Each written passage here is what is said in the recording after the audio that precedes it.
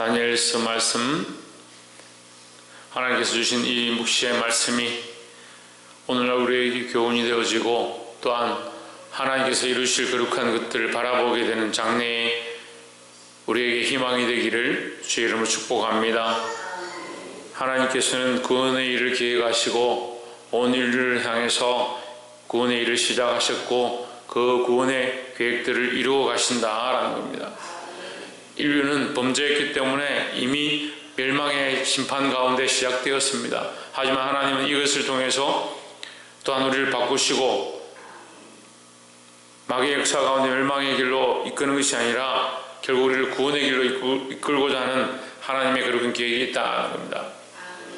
그래서 우리가 말씀 가운데 하나님은 심판하시는 하나님, 공의의 하나님으로 계속 보게 되지만 실제는 그 공의와 심판을 통해서 우리를 구원하시고 바른 길로 이끌고자 한다는 겁니다. 말씀을 통해서 늘 깨닫게 되기를 주의 이름으로 축복합니다. 12장 1절에 그때에 내 민족을 호위하는 대군 미가엘이 일어날 것이요 또 환란이 있으리니 이는 개국 이래로 그때까지 없던 환란일 것이며 그때에 내 백성 중 무릇 책에 기록된 모든 자가 구원을 얻을 것이라 했습니다. 어디에 기록되어 있느냐? 책에 기록되었다. 책에 기록된 모든 자가 구원을 얻는데 누가 나타나느냐? 미가엘이 나타났다. 그러면 그 앞에는 뭐가 있느냐? 환란일 것이다. 자, 미가엘이 나타나서 환란이 있다. 그럼 미가엘을 통해서 환란이 있느냐? 그런 뜻이 아닙니다. 그죠? 환란이 있고 그 환란과 전쟁 가운데 미가엘이 나타나서 이 전쟁을 마무리 짓고자 하는 겁니다. 그러면 미가엘은 전쟁을 일으켜서 백성들로 환란을 있게 하려고 하느냐? 그렇지 않다는 거죠. 그래서 우리는 이 땅에 살고 있는데 우리의 삶은 실제로 보면 어떻습니까? 고난의 연속이죠. 고난의 연속이 왜 있느냐? 믿음의 싸움을 쟁투하기 때문에 고난이 있는 겁니다. 이걸 이해를 잘 못하시는 분들이 있는데 실제로 우리 삶의 평안이라 하는 건요 육신이 아니에요. 우리의 그 평안이라고 말하는 대부분의 문제들이요 우리 평안하다, 괜찮다, 안녕하다, 살만하다, 그건 뭡니까? 육신의 평안함과 육신의 안위와 우리 몸이 아무 걱정 근심도 없고 몸이 괜찮아지는 것, 그것에 대해서 말하고 있는 겁니다. 근데 그것은 하나님의 평안과 다른 거죠. 그러면 우리가 좀 더 깊이 있게 생각해 보면 너무 생각을 단순하게 하는 겁니다. 육신의 안락함을 쫓아가면 결국 내가 하고 싶은 걸 하는 겁니다. 그래서 아담도 어떻게 합니까? 자기가 먹고 싶은 걸 다 먹었습니다. 육신이 원하는 대로, 내 생각이 원하는 대로, 내가 하면 좋겠다 생각하는 대로 눈이 밝아져 지혜롭게 할 것 같아서 그것을 다 먹었다는 거죠. 선악과를 다 먹었다는 거죠. 그것이 평안인 줄 착각하는 겁니다. 그런데 영적인 모양은 뭐냐? 미가엘이 왔다. 미가엘이 와서 싸운다. 뭘 싸우느냐? 그때까지 없던 환란일 것이며 했습니다. 그럼 미가엘이 와서 싸우는 것은 우리의 평안함과 좀 다르다. 우리가 지금까지 추구했던 평안과 다르다라는 거죠. 그러니까 우리가 믿음으로 살고 예수 그리스도를 따라가고 정말 믿음의 선한 싸움을 싸우기 시작하면 평안이 있는 게 아니고요 고통과 견딜 수 없는 어려움이 있는 거예요.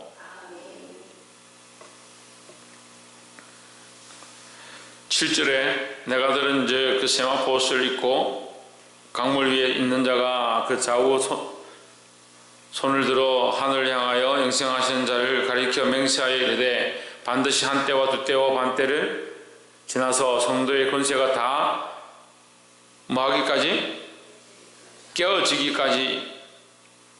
깨어지기까지니 그렇게 되면 이 모든 일이 다 끝나리라. 그러니까 성도의 권세가 깨어진다. 성도의 권세. 성도의 권세가 깨어지면 뭐가 나타나겠습니까?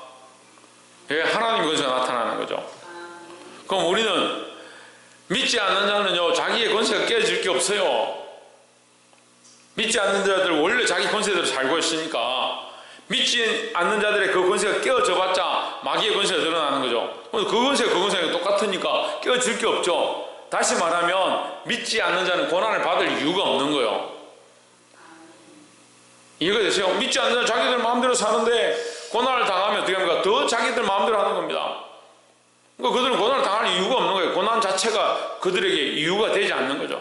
그렇지만 믿는 자는 어떻습니까? 말씀대로 살고자 하고 하나님 뜻대로 살고자 몸부림치니까 내가 원하고 내가 평안함이 아니고 내가 믿음으로 살다 보면 내가 원하는 평안함은 자꾸 깨어지기 시작하고 나는 자꾸 죽어지고 나는 자꾸 없어지고 나와 세상은 관계없고 오직 구속한 주만 나타나기 시작한다는 거죠. 그러니까 성도의 권세가 깨어지면 깨어질수록 하나님 나라가 가까이 오는 거예요. 우리의 몸은 이 땅에 있지만요, 우리의 몸은 있지만 우리의 생각들은, 우리의 마음은, 우리의 바라는 악망하는 것은 하나님 나라에 있으면 점점 내 육신은 쇠폐해지고 내 육체는 점점 고난을 당하고 내가 바라보던 것들은 점점 깨어지고 내 소망은 없어져 간다. 이게 어제 말씀이에요. 여러분 기억하시는지 모르겠는데 말씀의 관점을 하나님의 시각에서 보면 이것이 너무 명백하고 너무 분명하고 우리에게 어떻게 살아야 될 것들을 가르쳐 주시는데 말씀의 관점을 인간적인 시각으로 보기 시작하면 이해가 안 되는 겁니다. 그러니까 성도의 권세를 왜 깨합니까? 성도가 믿음으로 사는데 목사님 성도의 권세를 왜 깨합니까? 깨져야 됩니까? 이해가 안 됩니다. 성도의 권세들은 온전치 않다는 거예요. 그러니까 누구의 권세가? 하나님의 권세가 우리 안에 온전히 이루어지게 하기 위해서 이것을 뭐라고 하느냐? 연단이라는 거예요. 성경의 욥기서를 읽으면요 너무 비참한 거예요. 우리가 어떻게 욥처럼 살겠는가? 내 사랑하는 자녀들이 하루아침에 도적대가 들어와서 다 죽이고 불이 떨어져서 다 죽고 그렇게 한다면 우리가 어떻게 이 믿음을 지키겠는가? 하나님을 원망하지 아니하고 오히려 차라리 내 태어난 날을 내가 차라리 적신에서 나오지 않을 걸 내 부모가 잉태되었다는 그 소식을 듣지 않는 것이 오히려 나았을 것을 그렇게 누가 말하겠냐는 거예요. 그것 또한 하나님 앞에서 네가 그렇게 저주하다가 하나님의 창조까지 네가 저주하는구나 라고 책망받았던 그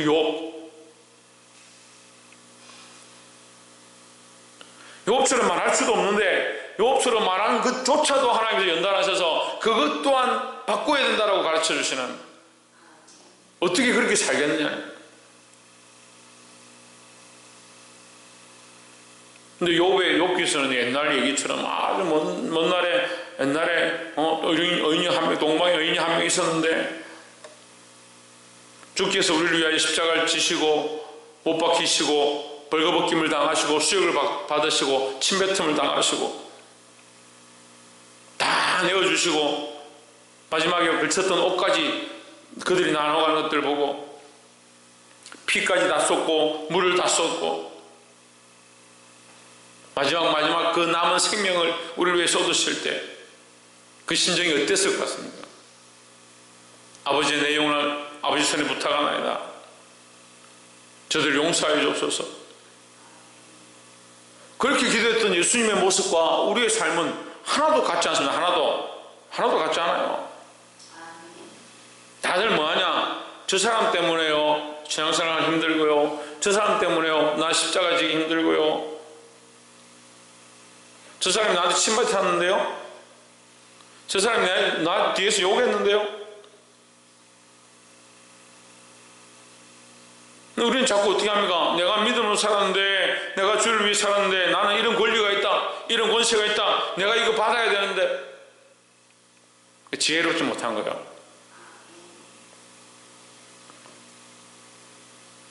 귀 있는 자는 성령이 교회들에게 하시는 말씀을 들을지어다. 성령께서 하시는 말씀을 들으십시오. 10절에 많은 사람이 연단을 받아 스스로 정결케 하며 희귀할 것이나 악한 사람은 악을 행하리니 악한 자는 아무도 깨닫지 못하고 오직 지혜 있는 자는 깨달으리라. 누가 깨닫느냐? 지혜 있는 자가 깨닫는다 했습니다. 우리가 앞에서 말씀을 봤는데 우리 11장 할 때 35절에 또 그들 중 지혜로운 자 몇 사람이 세패하여 무리로 연단 되며 정결케 되며 희게 되어 마지막 때까지 이르게 하리니 했습니다. 이게 어제 말씀이죠. 지혜로운 자가 쇠퇴한다. 지혜로운 자가 멸망을 당한다.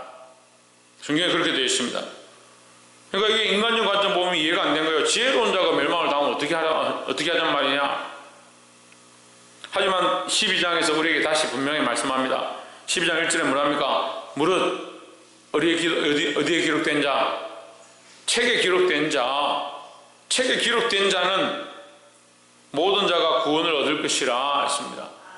지금 멸망인 것 같고, 지금 비난을 당하는 것 같고, 지금 고난을 당하는 것 같고, 지금 깨어지는 것 같고, 지금 침뱉음을 당하는 것 같고, 지금 피를 흘리는 것 같고, 지금 우리의 멸망이 임한 것처럼 보이지만 결국 하나님은 그 책에 기록된 자들, 이 책에 기록된 자는 결국 그 밑에 뭡니까? 지혜로운 자입니다. 이 책에 기록된 자는 결국 뭡니까? 많은 사람을 옳은 대로 인도하는 자입니다. 우리는 오늘 이 말씀을 지금 이 시대의 관점을 볼 수 있는 것이 은혜입니다. 이때 이 사람들은 이게 무슨 말인지 알 수 없습니다.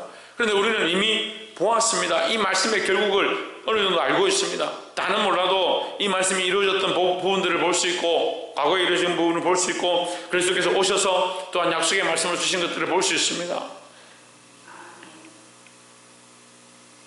이절에 땅의 티끌 가운데서 자는 자 중에 많이 깨어 영생을 얻는 자도 있겠고 했습니다. 우리가 이런 말씀 정확하게 알죠? 땅의 티끌 가운데 자는 자도 깨어 영생을 얻는다. 이거 우리 몸의 부활을 바라보는 겁니다. 책에 기록된 자는 다 구원을 얻는데, 심지어 책에 기록되었지만 이미 죽어서 땅에 티끌이 되어진 자들, 그들조차도 깨어서 일어나서 영생을 얻는다. 그러니까 인간의 몸은 썩어지고 후퇴하고 깨어지고, 이게 결국 뭐요? 멸망한 것 같다. 그들이 믿음으로 살았고 지혜로운 것을 선택했고 하나님의 많은 지식들이 그 속에 있었지만 육체가 썩어서 죽으니까 그들이 멸망한 것처럼 보인다. 지혜로운 자의 멸망 쇠퇴하게 되지만 결국 어떻게 하느냐? 그들을 하나님께서 회복하게 하실 것이다 라는 거죠. 수욕을 받아서 무궁히 부끄러움을 입을 자도 있을 것이며 했습니다. 영생하는 자도 있고, 깨어 일어나 영생을 하는 자도 있고, 깨어 일어나지만 수욕을 당하는 자도 있고, 이렇게 봐야 됩니다. 문장을. 그죠? 땅의 티끌 가운데서 자는 자 중 많이 깨어 일어나는데, 깨어 일어나서 영생을 얻는 자도 있고, 영원토록 수욕을 당하는 자도 있고, 이렇게 되는 거죠. 그러니까 우리가 몸의 부활을 믿음으로 바라볼 때 우리 몸과 영원한 구원을 우리 바라보지 않습니까? 영의 구원을 바라보지 않습니까? 근데 구원을 자꾸 영에 국한하는 사람들이에요. 영에 국한하는 사람. 새하늘과 새 땅이 왜 오느냐? 영을 위해서만 오는 게 아닙니다. 우리의 완전한 육체, 썩어질 장막은 없어지고 벗겨지고 영원히 썩지 아니할 장막을 입게 된다. 썩지 않을 장막을 자꾸 어떤 사람들은 믿는 사람들만 입는다 생각하는데 그렇지 않습니다. 모든 사람들이 다 썩지 않을 장막을 입습니다. 근데 뭐가 불쌍하느냐? 우리는 영원히 썩지 않을 장막을 입고 영원히 썩지 않을 이 육체를 입고 영원토록 하나님 앞에 기뻐하고 즐거워하는 것이고, 믿지 않는 자는 영원히 썩지 않을 장막을 입어서 그 입은 장막 때문에 죽지 아니함 때문에 불에서 구더기도 죽지 아니하는 고난을 당하는 겁니다. 영원히 타는 불꽃 가운데 구더기도 죽지 않는다. 왜 그 표현을 하느냐? 실제로 구더기가 거기에 불탈 것이 필요한 게 아니고요, 이 썩지 않을 몸을 이미 입었기 때문에 이 입은 것 자체가 심판이고요, 우리는 썩지 않을 몸을 입은 것 자체가 구원입니다. 왜요? 영원토록 기뻐할 거고, 이게 고통과 이 썩음이 없으니까 영원토록 하나님과 함께 영화로움을 누리죠. 그렇지만 믿지 않는 자는 어떻게 합니까? 썩지 아니함을 입었으니까 영원토록 부끄러움과 수욕과 불탐을 느끼는 거죠.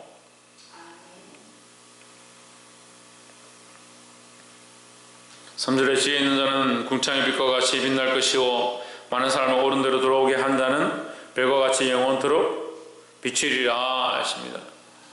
이 말씀이 우리에게 희망의 말씀입니다. 예수님 오셔서 똑같이 말씀하신 겁니다. 마태복음 13장 43절에 우리에게 뭐라고 말씀하시냐? 이러한 자들은 해와 같이 빛날 것이다. 해와 같이 빛날 것이다. 많은 사람을 옳은 대로 인도한 자는 해와 같이 빛날 것이다. 하늘에서 해와 같이 빛날 것이다 하십니다.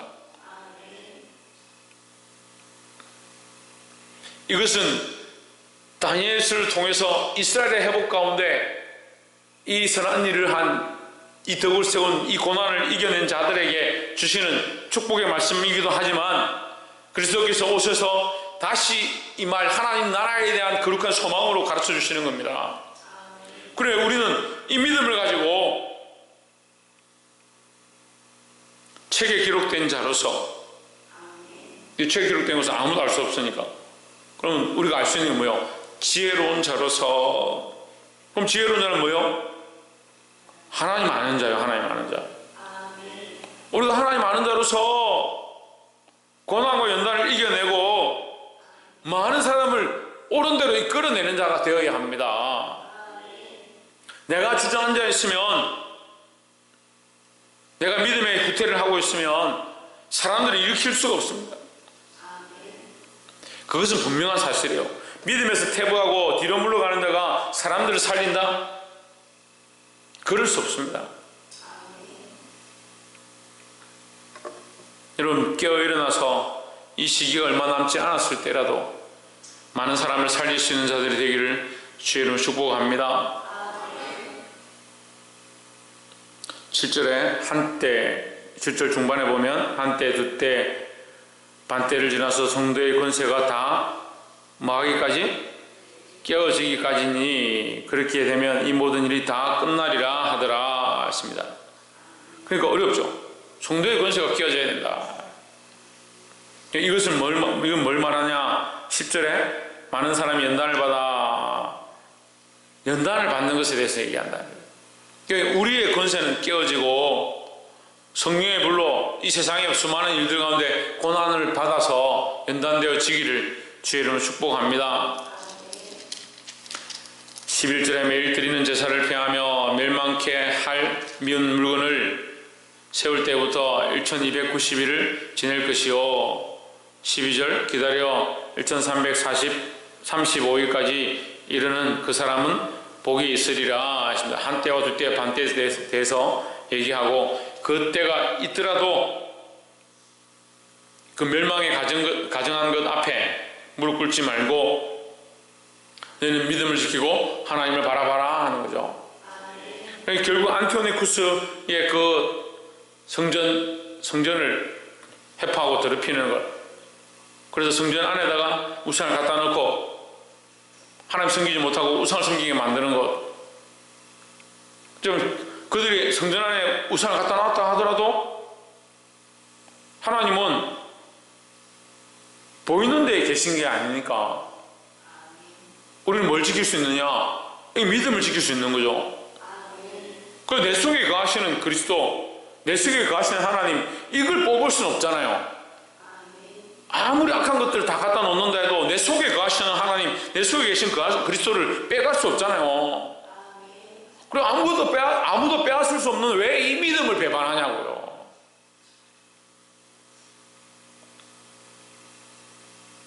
보이는 것들 때문에, 사람들 앞에서 당하는 일들 때문에 아무도 건들 수 없는 이 믿음이 쇠하여진다. 얼마나 부끄러운 일입니까?